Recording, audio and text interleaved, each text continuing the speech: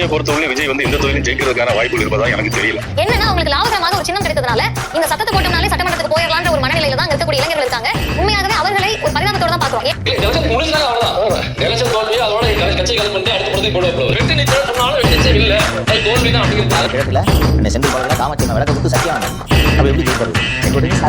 வெற்றி பெறலாம் முடியாது. ரெண்டு ஸ்டேஜ் நடந்துடா. இது கடத்தி இருக்கிறது ட்ரிகரிங் பாயிண்ட் தான். ஒரு ட்ரிகரிங் நடந்துச்சா வேலை முடிஞ்சிருச்சு. கண்டிப்பா தோப்பேன். நான் சத்தியம் பண்ணி சொல்றேன். வீடு காடு